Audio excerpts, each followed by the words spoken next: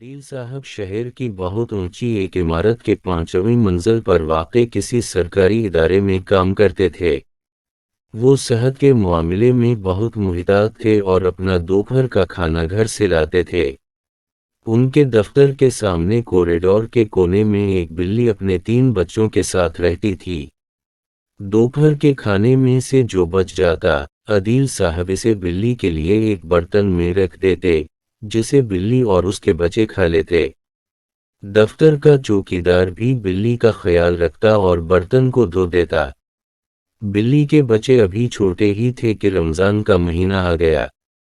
یہ سوچ کر کہ بلی اور اس کے بچوں کے لیے کھانے کا حصول مشکل ہو جائے گا، عدیل صاحب سحری اور افطاری کا بچا ہوا کھانا بلی کے لیے گھر سے لانے لگے۔ بلی اس بندوبست سے بہت خوش تھی۔ وہ صبح سے ہی آ کر برتن کے پاس بیٹھ جاتے۔ جب وہ کھانا لا کر بلی کے برتن میں ڈال دیتے تو بلی اور اس کے بچے مزے لے کر کھاتے۔ بلی عدیل صاحب سے اس قدر مانوس ہو گئی تھی کہ جب گھر جانے کے لیے وہ لفٹ کے پاس پہنچتے تو بلی کوریڈور کے کونے سے اٹھ کر لفٹ کے پاس آ جاتی، گویا انہیں خدا حافظ کہہ رہی ہو۔ وہ بلاناغہ بلی کے لیے کھانا لاتے۔ وہ نماز روزے کے پابند تھے، اسی طرح وقت سے پہلے دفتر پہنچنا اور مقررہ وقت پر دفتر سے گھر کے لیے روانہ ہونا ان کا معمول تھا۔ ان کے پاس ذاتی سواری نہیں تھی، اس لیے بس سے دفتر آتے جاتے تھے۔ ان کا گھر دفتر سے 20-25 کلومیٹر دور ایک مضافاتی علاقے میں تھا۔ رمضان المبارک کی 25 تاریخ تھی۔ عدیل صاحب نے اپنے بچوں سے وعدہ کیا تھا کہ دفتر سے واپس آنے کے بعد وہ انہیں عید کی خریداری کے لیے لے جائیں گے۔ لہذا انہوں نے جلدی دفتر کا کام سمیٹا اور عمارت سے نیچے اترنے کے لیے لفٹ کے پاس آ کر لفٹ کا بٹن دبا دیا۔ انہیں خیال آیا کہ آج بلی نظر نہیں آ رہی۔ انہوں نے لفٹ کے پاس کھڑے کھڑے بلی کو آواز دی اور کوریڈور کے دوسری جانب دیکھنے لگے۔ یہ خاصا لمبا راستہ تھا، جبکہ لفٹ درمیان میں نصب تھی۔ بلی تو انہیں نظر آ گئی، مگر خلاف معمول وہ ان کے پاس آنے کے بجائے وہیں کھڑے کھڑے میاؤں میاؤں کرنے لگی۔ اسی دوران لفٹ آ گئی۔ عدیل صاحب کا دل چاہا کہ لفٹ پر سوار ہو جائیں، پھر یہ سوچ کر کہ بلی یا اس کے بچے کسی مصیبت میں نہ ہوں، وہ کوریڈور کی دوسری جانب کھڑی بلی کے پاس چلے گئے۔ بلی آگے بڑھ کر ان کے پیروں سے لپٹنے لگی۔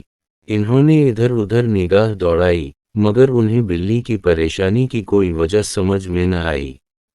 بلی کے بچے بھی ایک طرف کھیل رہے تھے۔ بلی کی طرف سے مطمئن ہو جانے کے بعد وہ لفٹ کے ذریعے عمارت سے اتر کر بس اسٹاپ کی طرف روانہ ہوئے۔ اس دوران 5-10 منٹ گزر گئے۔ جب وہ اسٹاپ پر پہنچے تو بس جا چکی تھی۔ دوسری بس کچھ دیر بعد آتی تھی۔ آج انہیں جلدی گھر پہنچنا تھا اور پھر ان کے رستے میں ایک ریلوے پھاٹک آتا تھا، جہاں بعض اوقات ٹرین گزرنے کی وجہ سے دیر ہو جایا کرتی تھی۔ وہ انہی سوچوں میں گم تھے کہ بس آ گئی اور وہ اس میں سوار ہو گئے۔ اتفاق سے انہیں بس میں بیٹھنے کی جگہ مل گئی اور ٹھنڈی ہوا لگنے سے انہیں نیند آ گئی۔ یکایک شور کی آوازیں سن کر انہوں نے آنکھیں کھول کر کھڑکی سے باہر دیکھا تو ان کا دل دہل گیا۔ سڑک پر ایک خوفناک منظر تھا۔ ہر طرف افراتفری تھی۔ فلاحی اداروں کے رضاکار اور بہت سی ایمبولینس کھڑی تھیں۔ معلوم کرنے پر انہیں پتہ چلا کہ وہ بس جو دفتر سے دیر سے نکلنے کی وجہ سے ان سے چھوٹ گئی تھی، اسے حادثہ پیش آ گیا ہے۔ بس پھاٹک بند نہ ہونے کی وجہ سے ٹرین کی زد میں آ گئی ہے۔ بہت سے مسافر زخمی تھے اور رضاکار انہیں اٹھا کر ایمبولینس میں ڈال رہے تھے۔ پولیس کی بہت سی گاڑیاں بھی موقع پر موجود تھیں، جو لوگوں کو منتشر کر رہے تھے۔ اب اللہ میاں کی رضا ان کی سمجھ میں آئی کہ بلی ان کو کیوں بلا کر لے گئی تھی اور کس طرح دیر ہو جانے کی وجہ سے ان سے وہ بس چھوٹ گئی تھی۔ عدیل صاحب نے اللہ تعالیٰ کا شکر ادا کیا، جس نے بلی کو وسیلہ بنا کر انہیں ایک بڑے حادثے سے محفوظ رکھا۔